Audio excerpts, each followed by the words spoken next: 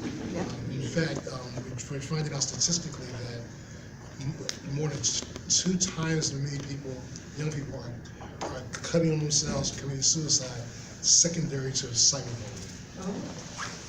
And the way I try to envision this and get people to see this is that most of us, growing up in this country, in our culture, have experienced some bullying.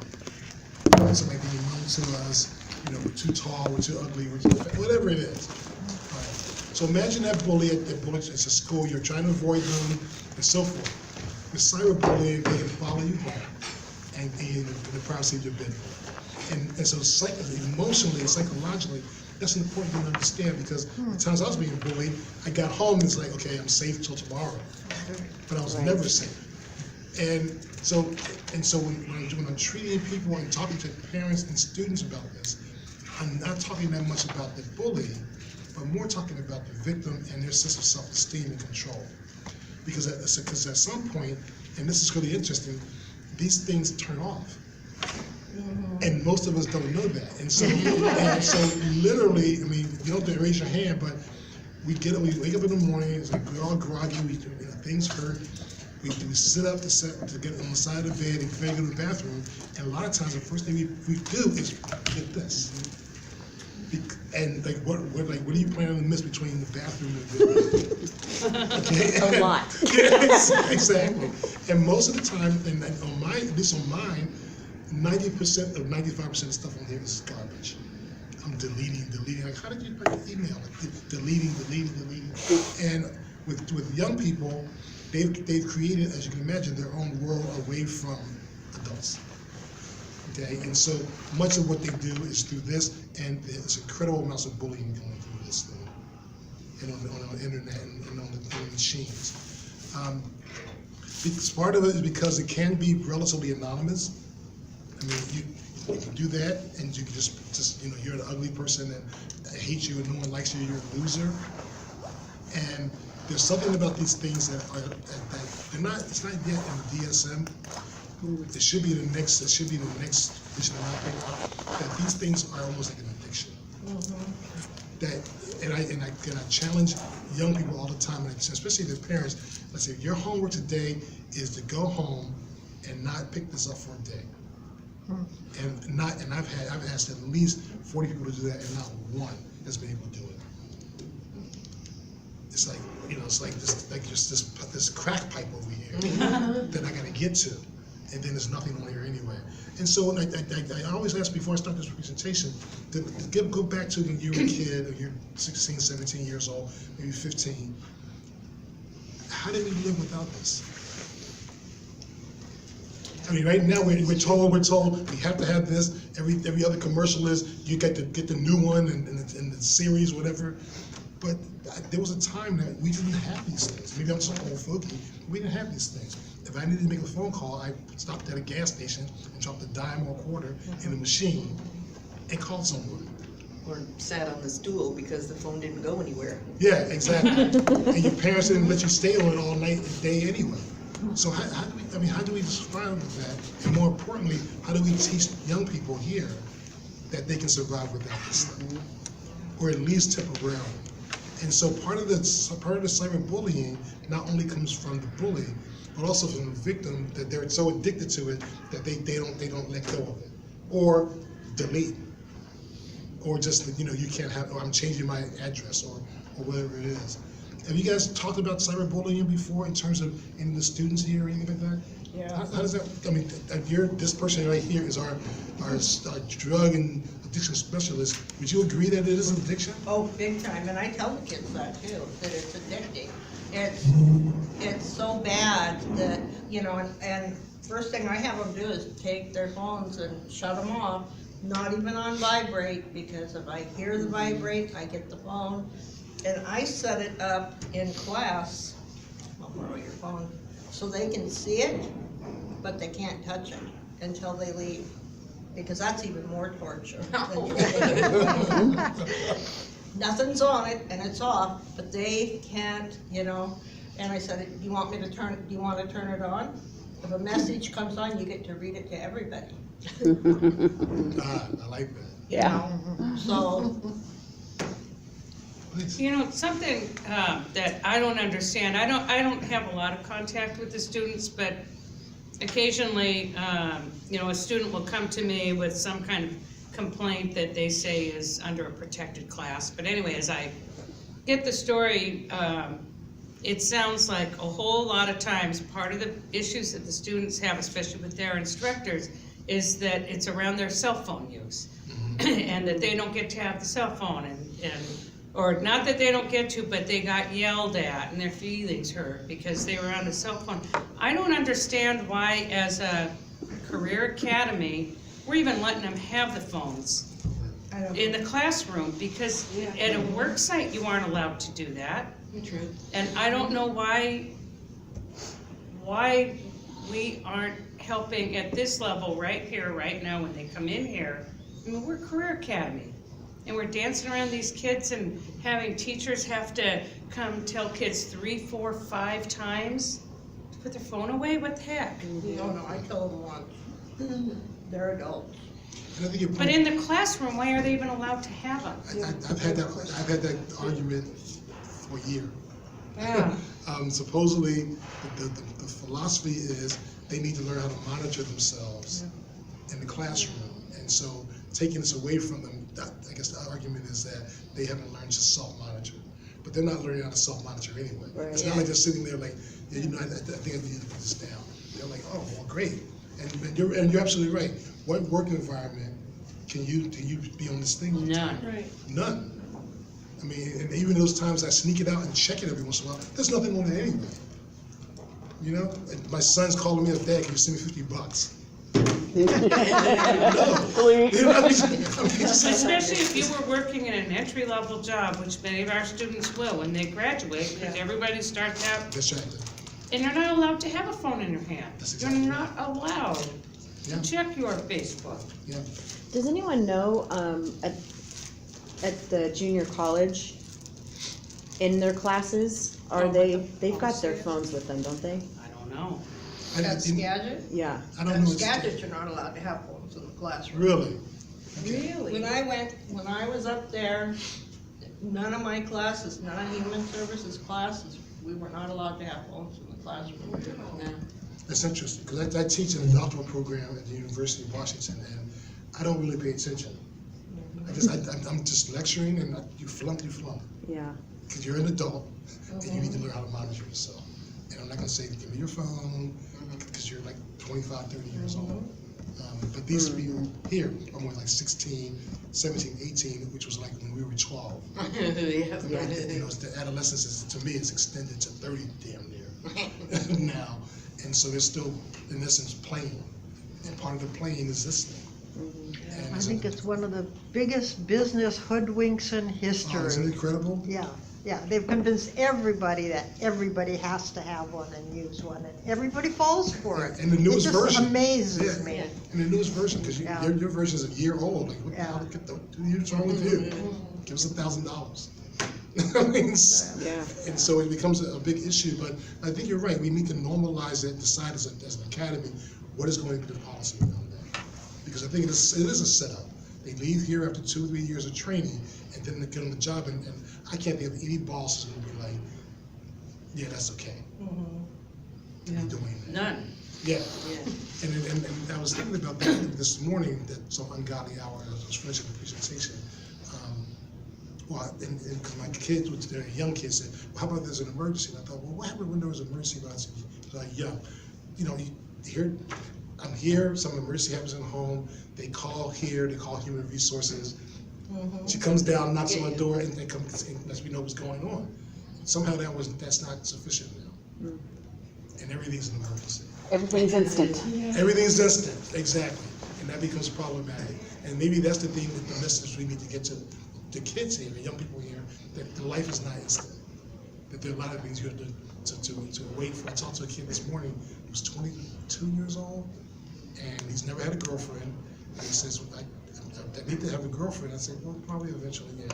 Well, I'm gonna talk to somebody now tomorrow, and maybe I'll have a girlfriend by Wednesday. Oh. You know, yeah. I said, maybe, but I need to, what's your secret? And it doesn't work that way, you know? Well, yeah, with all the Oh, dating sites it does. Yeah, Yeah, That's the that's problem. true. That's true. That's the problem, Wow. is you don't know who you're dating on the other end. Right, but That's it's instant. But it is instant. It is. And I'm told that you can actually say, I'd like to have sex this afternoon, and someone shows up at your house. Yeah.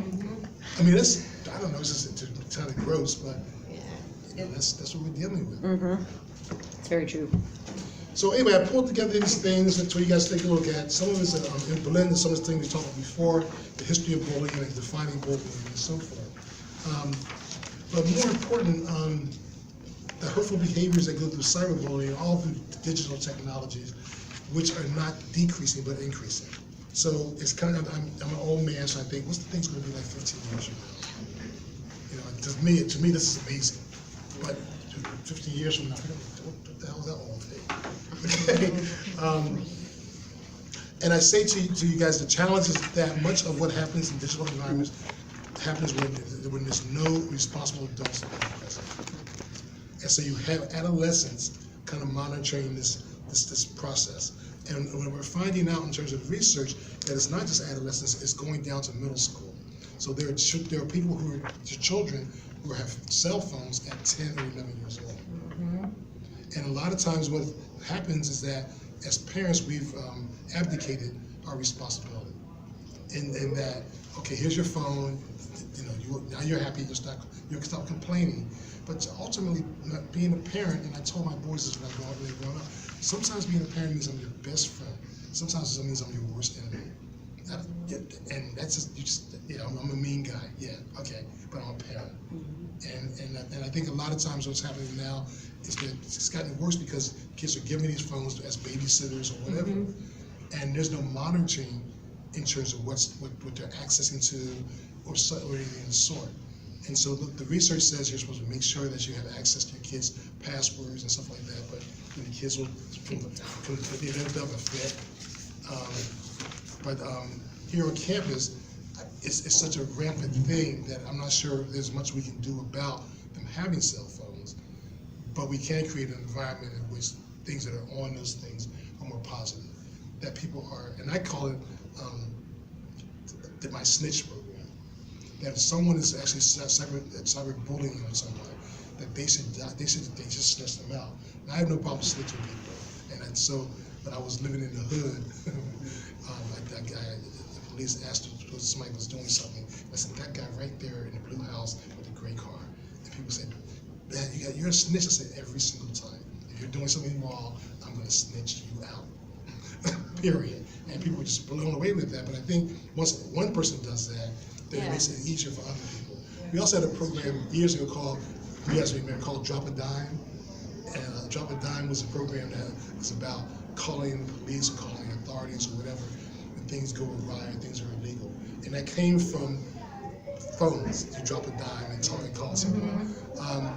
And so I think it's really important in this environment for the young people here to understand that if they are being cyberbullied, they need to come to an adult and talk about that. There are actually laws, each state has different laws in terms of cyberbullying. And you can actually call the police, and the police will come up here and take someone out of here because of this cyberbullying. But you have to do one thing, and that is you have to retain the evidence. And so if you just delete it, then there's nothing there. The biggest part of cyberbullying, in my opinion, is how quick it is. Because if I'm bullying this young woman right here, then I gotta go walk across campus and say, yeah, she's wearing a black coat today. Why, can you believe that? And talk about it, as opposed to I'm putting it here, and everyone in the world knows pretty instantly. And so now you have this bully who has power that's exponentially multiplied because of this little thing here. And I would think that it's very damaging, demoralizing to the victim, because where do I go? I mean, who knows? Who doesn't know? And it's amazing when you look at I'm not sure how much you guys look at the internet, but when I get up early in the morning, I'll look at the internet after I read my paper, and I'm amazed at things that are going on. That the president's wife wore a blue dress yesterday, and people didn't agree with it, and this is going on in Singapore, and so, I mean, it's just kind of amazing when you think about it. And so the room for doing that is fine. But, in my opinion, I think we need to be a hardball. If you're on this campus, we're setting the tone.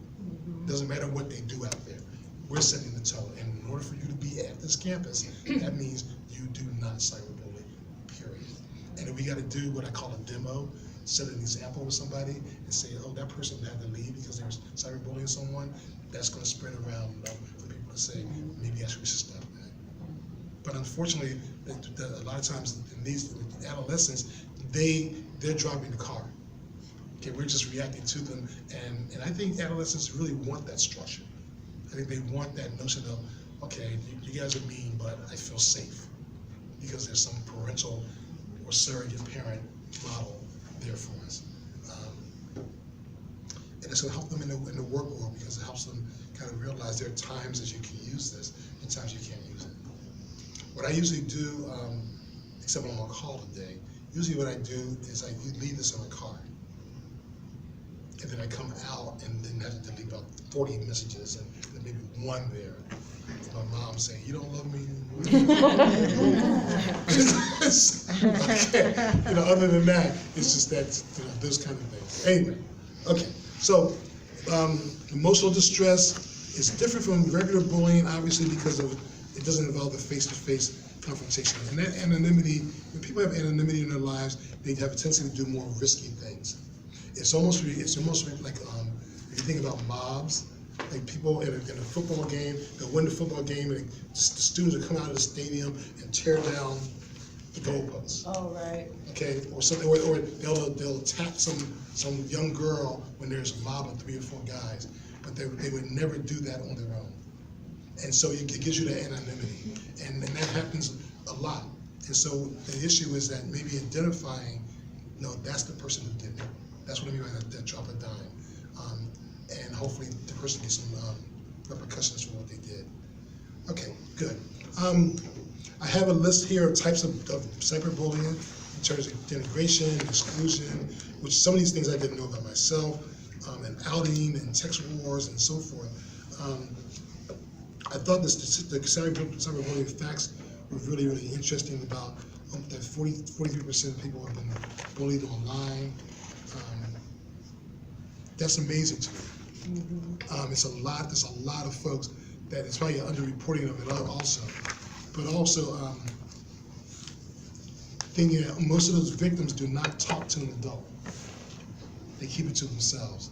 Which is what, and usually when kids were being bullied when they were younger, in our age, we kept it to ourselves too. A lot of times it only came to our parents' attention because we came home bruised up, or we were crying, and our parents like, what's going on? And then we finally they drag it out of us. But there's no way to drag this out other than the kid showing some kind of signs about that. But it's important to remember, 2 times as likely of cutting themselves in suicides. And so there are people that it frightens me about this campus because potentially there are 300 students here and potentially have no clue who's being bullied at all. Do you hear reports from the students of unreported? Because it seems like DeMond is pretty on top of what he knows about it. And I know he always acts immediately and decisively if someone screenshotted something. That's one thing I've always been proud of. Yeah, he's on point with that stuff. But do you think that it's being underreported? I think it is from what you've heard from students? I think it is. I hear a lot from students about being bullied, and I've given them some strategies. I think DeMond, and rightfully so, is responding to an extreme form of it. And so someone takes a picture of someone in the shower or something's embarrassing position, and then they just put it out here in the rest of the world. And that's kind of really scary. Yeah. And so as opposed to, you're ugly, people don't respond as much as to that. What I've seen with students is that they have a tendency to isolate themselves. Oh. It's almost like I'm going to get, not that she's bullying me, cyberbullying me, but I'm also suspicious that everyone else here is aware of it. So I pull myself completely away, which unfortunately adds to depression. Because one of the basic signs of depression besides the mood is isolative behavior. And so now I have anybody, and everyone's thinking about me and talking about me, I'm paranoid and so forth, or overreacting. And someone walks up to me and says, "Good morning." Yeah, it's a good morning, huh? It was pretty funny yesterday, huh? And like, what are you talking about? I'm just trying to get some toast. What are you talking about? You know, and so it's kind of a matter of how do we get to normalize, how do we get kids to feel I'm safe here, safe physically, safe technologically, safe in every way. And I think that comes from an academy having to come up with some written policy and hardball way of dealing with it. And consistency. And consistency. It's not, that's the biggest thing that I hear from the students is there is not consistency on campus. Yeah. You In know? many different areas. And it's, this teacher okays it, this teacher does it, this teacher might, why are you so hard on me? I'm taking it personally. You can take it as personally as you want. That's okay. And I understand your feelings, but this is the rule in this classroom. Yeah. And so it's gotta be a rule for all classrooms. Yeah. And we need to join together as a team on this. Yeah, and that's tough to do when you're dealing with different people and different cultures and different personalities and different experiential things and so forth. And if nothing else, at least be consistent and very. They need that. A lot of them are crying out for it. Yeah, and not only consistent, but just being out there with your rules. Yeah.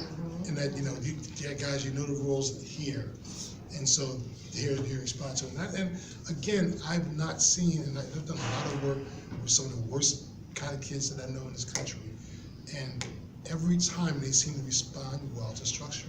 I'm talking about the kids who were like murderers and arsonists. You give them structure, and they're just kind of like, okay, Yeah. I'm okay, because they've had it. These kids aren't physically and emotionally bad kids, but they're dysfunctional. They come from dysfunctional families. If they weren't, then they'd be in high school and going to college and going to the military and all those kind of things. So we're working on a deficit from the beginning, but they do need those structures without a doubt. I'm not sure we can get it across the whole campus, but at least in terms of if you walk in this classroom, you know the rules. Yeah, that's how I see it too. Like, we can only really have power over our own classroom. But I think to start with the classroom, a lot of it too is, I think the rules, and it might sound like elementary school, and that's okay. If whatever gets to them is what the whole point is. I think the rules for the classrooms need to be visible. So a student can see, they know the rules, so they can't say, well, I just came in, I don't know the rules. No, I give my students in my classroom the rules. They're on like bright pink, orange, green, I don't care what colors, but it stands out. Everybody has the rules, they're right by the door, they're on a paper, we have them on the board, on a sheet, on the wall, whatever. I think if they're posted, sure, they'll look at it, they might not look at it, but it's your backup to say to your button, say, hey, the rules are right there. Which one do you think you're breaking? Number 1, number 5, I think, we wanna treat them like adults, but we need to make sure that we're at their level too, to where we can say, this is the structure of this classroom. So we can maybe get on the same pages. Yeah, I think it's a good idea. I think the same is true in the houses. I hear that from the students, like, I think it's Mount Rainier is the one that actually follows all the rules. It sounds like Whitewater, it's just freaking anything goes, man, And, Yeah. I hear that too. and it's difficult for the students all over to know, what are the rules, and it's really difficult for the staff as well, because they're like, well, but this rule in this house, and this rule in that house. Yeah, and what you're describing doesn't sound that much different than rearing children from the beginning.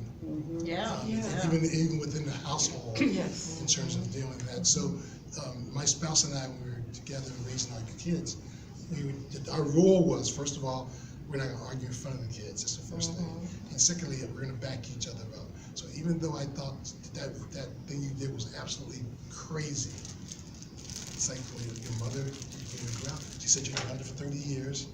You were grounded for 30 years.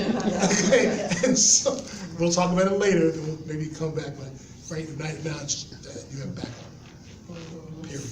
And I think that's important, to me, that's the consistency, that we back each other up as opposed to, you can do anything you want to do over whitewater, but not over there. I think you're absolutely right, but that means the staff, and we're still relatively new staff. The staff has to get together and talk about that. And I don't think there's a lot of forums for that to happen. We get together for training, but then we talk at them. But there, I don't see a lot of places that the house staff get together, and they might do it, to get together and talk about the issues. And so on the Thursdays, the same week that I present this, I get together with this house staff that's available to present this and talk about team building and so forth. But I think people come on campus, they do their hours, and they hit the gate. You know, as opposed to, you know, I would want to have, I'm not sure how you do it here, but almost have a staff half-day retreat. Just kind of like, let's just get together, buy some donuts, sit around, just talk to each other, meet each other. We need that. Really, yeah, exactly. We need that. So we see each other, we're a team. And this is my teammate right here. It's difficult with all the different shifts though. Yeah. You know, you got the admin people that are 8 to 5, and then the dorm, or dorm life down here that are on 3 different shifts, and Right. rec and But community culture are even on different schedules. Yeah. But yeah, I don't know what that answer is, but. And even, I mean, why are there only 1, 2, 3, 4, 5, 6, 7 people sitting in this room? What the heck? Yeah. This is an important subject. Yeah. Where's that, everybody like else? mental health, what's more important to these Yeah. kids than this? And it has to be integrated somewhere else in the schedule, because I grew up in graduate school with brown bags. But it's people volunteering to take part of their day, at lunchtime, to do it, as opposed to making it an integral part of the day, the training schedule. Yeah. On Thursdays at 1 to 2, everyone, you can come, and we're not going to penalize you for doing that. But we're just starting out. I mean, we're really young. But the concern I have with the cyberbullying is that people reinforce each other with that. And did you see this on this person? Oh, let's do this more, and now let's do that over here, and so forth. Interestingly, the research, and I'm not sure how credible this is, but over and over we're finding that there's more cyberbullying being done by females than males. That makes sense. Oh, It makes sense to you? Yeah, guys? females, you get a Females full are of females. awful. Especially teenagers, Teenagers, very females catty, very are evil. insecure. Okay, They get jealous easily, and that's how they lash Yeah. out. okay. That was one. I don't know boys and stuff like that. Yeah. I know when I first got out of school, I Non-confrontational. worked on for a year with 15-year-old adolescent girls, and it was like maybe 10 on my unit, and I thought, I've never seen so much drama in my life. Yeah. Till you got to Cascades. Yeah, exactly. I love you, I hate you. It is the adults and the kids. Is that staff or is it students? I always said I would have rather had a full football team of boys than my one daughter. Oh, man. They're drama, they're, Mm-hmm. Yeah, they are. Well, and I just Yeah, have a boy yes, too, we so were. They grow up. So I put things here about prevention of bullying, as well as some quotations for you to take a look at. There's a bullying quiz here. And I also, did I bring it or did I leave it at home? There it is. And I'm gonna give this to Kevin eventually, but I think this is something I saw that I'm thinking about that maybe every child here should get. Talks about strategies of dealing with bullies. And that maybe as walking in the door, there you go. To start to create that environment of telling. Yeah. And not holding it, because that's what the bully almost depends on, that no one's gonna say anything to you and do anything about it. sorry.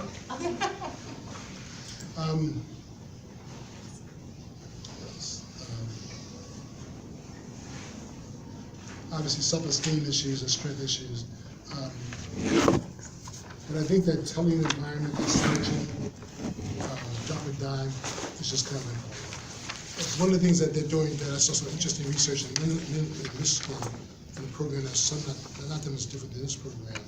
They are actually having student anti-cyberbullying committees. And that the students actually take some responsibility in that. And people can come there and make complaints and stuff like that to the students, and they can offer them, strategies that training the students to do that. Students might hear better from other students than they hear from us. That I can remember telling my boys things all the time, and their little friends would say like something, they just ignore what I have to say. And I'm like, okay, I never was a kid, I was just born today. Right, So, right. yeah. So anyway, questions, comments? Hopefully none of you guys are being cyberbullied. I think that we're old enough that we know how to turn the things off and just, you're a stupid head and just be done with it. But I think that it's amazing to me. This past weekend I had to babysit my granddaughters. I have 2 of them, and one is 3 years old, and she couldn't find a toy, and she came to me and said, "I can't find my toy, and I'm feeling anxious." And I'm like, "What?" And the reason I'm saying that is almost like the culture of that I call it Northwest, but that culture of weakness and that culture of lack of resiliency, so even down to this 3-year-old who's feeling anxious. I'm like, where'd you hear that word? There's 25 toys in there. Find another toy. Leave me alone. Okay, I mean, it's just kind of, you'll live if you can't find your toy. But our parents are like, I don't know. We should put her into a kids group. I'm like, she's 3. And so it's kind of like normalizing things a little bit for these youngsters. And part of the normal thing is that you're going to go to work. And I think, and I'm hoping that we're truly preparing these young people for jobs. And not just with the skills, but with the self-wherewithal to go in there and say, okay, I do this and I get a paycheck for it. And I don't get a paycheck for whining and being bullying and so forth. That's one of the reasons I don't allow the whole thing with therapy pets. Because it's like, well, can you do that at your work? Can you bring Fluffy with you to work? And I'm saying no. Your employer will find a reason. I've done it. Yeah. Why we do not need so-and-so with the anxiety dog. And somebody else. Yeah. Yeah. Maybe an anxiety cat. Pardon? A cat would be better. Yeah. Yeah. Exactly. Okay. Safe eating. Thank you guys for attending. Hang out here.